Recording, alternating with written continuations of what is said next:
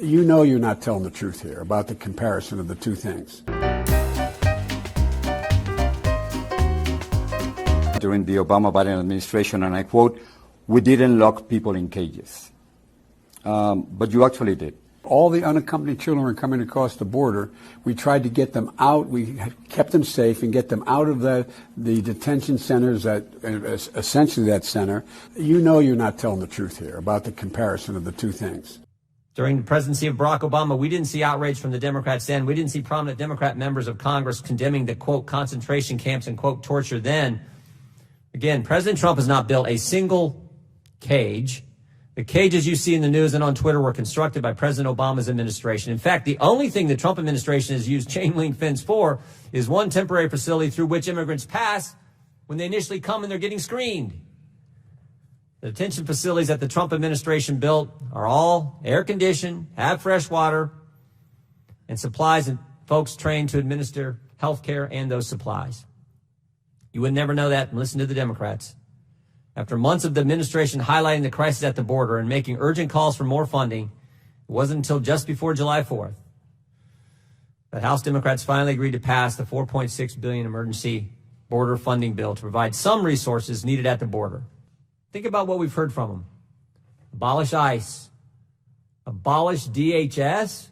The entire department. Walls are immoral, the Speaker of the House said, even though there's a wall in her state. Non-citizens should be able to vote. Taxpayers should finance health care for all illegals. Concentration camps. They've called detention facilities concentration camps. So you provided the official recommendation to Secretary Nielsen on for the United States to pursue family separation. I gave Secretary Nielsen numerous recommendations on how to secure the border and save lives. But it says here that you gave her numerous options, but the recommendation was option 3, family separation. What I'm saying, this is not the only paper where we've given the Secretary numerous options to secure the border and save lives. And so the recommendation, of the many that you recommended family separation. I recommended zero tolerance. Which includes family separation. The same as is with every U.S. citizen parent gets arrested when they're with a child.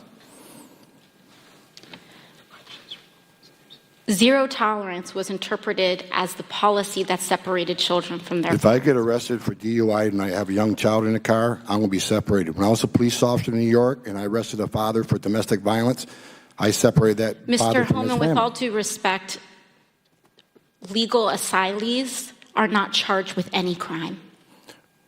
When you're into the country illegally, it's violation 8 United States Code 1325. Seeking asylum is legal. If you want to seek asylum, you go through the port of entry, do it the legal way.